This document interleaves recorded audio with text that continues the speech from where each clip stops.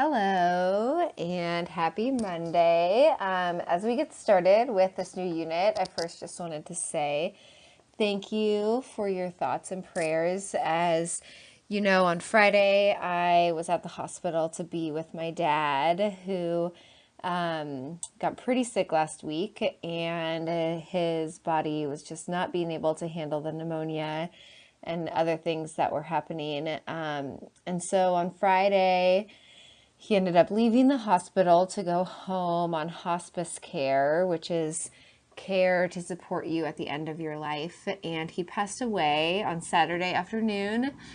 And I just appreciate your thoughts and prayers and your support throughout this whole school year, supporting me with my dad as I'm just thankful for him in my life and thankful for having such a supportive community to work with and students to work with during this hard time. So this week I'll sort of be in and out as we're planning the funeral. So I appreciate your flexibility and your support. It really does mean a lot. So thank you. And so today, as we talk about morality, we are going to start our last unit of the year, which is awesome. And unit 10 is called Living Justly. And this is on commandments 7 and 10. So what I want you to do right now is to copy the unit overview and study guide from the content library to your own drive. And just know that as you look at the unit overview and study guide's the same as all the other ones, with essential question and terms, the assignments, and the calendar. And we put the calendar, we extended the calendar out a little bit to go all the way through the end of May, just so you knew what was happening with the dates with your fourth quarter project. And so all those dates are there. So the calendar looks especially long this time. But it might be helpful as you're planning for the rest of the school year. So with that, today we're going to talk about commandments 7 and 10 a bit, and a little bit of background to this whole idea of living justly. And before we get started with the commandments, I want you to take a taking a look at assignment 10.3, what you're going to do is you are going to do something that helps you to live more simply, that is very, very specific, and you're going to do it for a minimum of a week. So some examples could be shortening all your showers to be less than 5 minutes each day. So if you take a shower every night, maybe each night you're going to set a timer and stop at 5 minutes. Or maybe you're not going to buy any bottled water for an entire week. Or you are going to bike and walk more instead of driving. And then after your week of doing this, you are going to write a paragraph reflection about how you felt. And there is we'll turn it in on OneNote. So there's a copy of this assignment in the content library that you can copy over to be able to write for yourself, and then we will turn it in through OneNote. And so for now, you can just, if you start it, today or tomorrow, you can just take the notes in your own drive. And so right now, in a second, I want you to pause this video and I want you to brainstorm ideas with your seatbelt buddy about what you could do.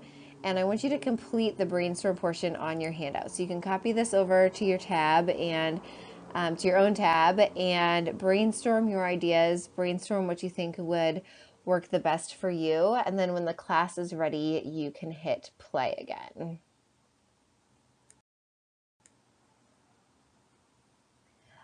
Okay, so as we continue, this unit is about the 7th and 10th commandments. So the 7th commandment states, "You shall not steal."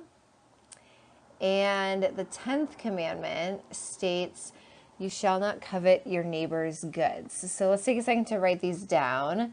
Again, the 7th commandment is you shall not steal. And the 10th commandment is you shall not covet your neighbor's goods. So as we think about what these commandments mean and what they mean together,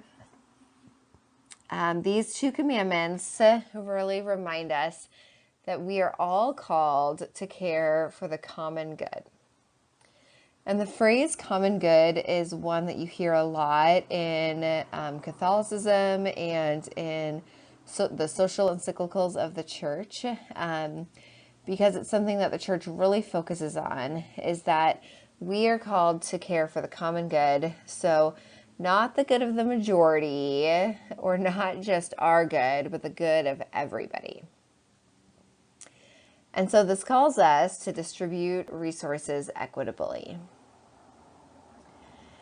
And when we think about this difference, about this question, about what's the difference between equitable and equal, I want you to just think for a second to yourself.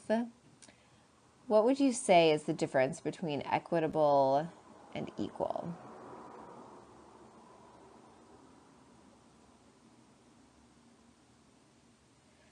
So as we think about these two words, one way that a lot of people describe the difference is that equal is about everyone having the same amount.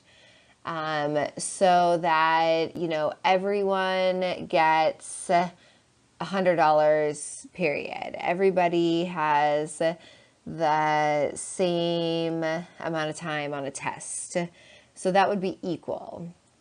And equitable, people usually think about, or often think about, that it's about what people need and what's fair for each person. So some people need shorter amount of time on a test, some people need a longer amount of the time on the test, and you are doing what's right for each person. It's not about being completely equal. So I want you to keep that in mind as we think about this unit and as we go forward, that there could be connections to other topics and that we talk about in this unit about this difference between equitable and equal, but that these commandments really call us to care for the common good, so that it's about what everybody needs. So that might mean that we need to give up some of the things that we have to ensure that other people have the resources that they need. In particular, when we're talking about, our country or our community, and maybe there's some communities who really need a lot more, and that we're called to help them out. So as we think about the 7th and 10th commandments in our lives, some examples of how these commandments sort of together could be violated and could be upheld. And I think this gives us some just like specific examples to think about what these commandments look like. So some of the ways that the 7th and 10th commandments could be violated. One is cheating, and we'll talk more about that, cheating and plagiarism, because you're stealing information from other people, whether it's from the internet or a book or your friends. Something could be unfair wages or unjust wages. It could be something like wasting water or being jealous of the possessions of others.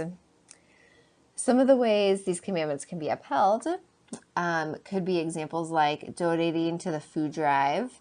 So you're reminding yourself that it's not about being jealous of what other people have. It's about helping each other out, helping the common good.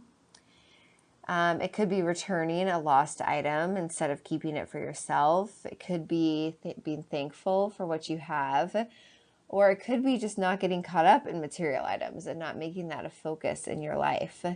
And so we'll talk about some of these examples. We'll talk about other examples of what this means for us.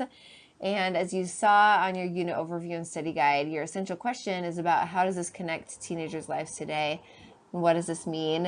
I think you'll see a lot of examples about how this connects to you and what it means for you.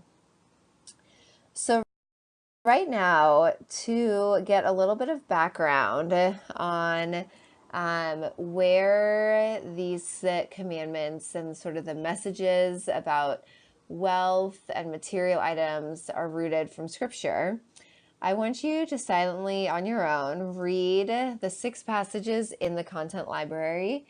And they're called like Bible passages for Monday or something like that. And then on your study guide, I want you to write the reference and the message of 2 of the passages that stand out to you the most. So they could be a passage you find really interesting, a passage you really agree with, a passage you disagree with, a passage that really challenges you, or a passage that affirms something you're already doing.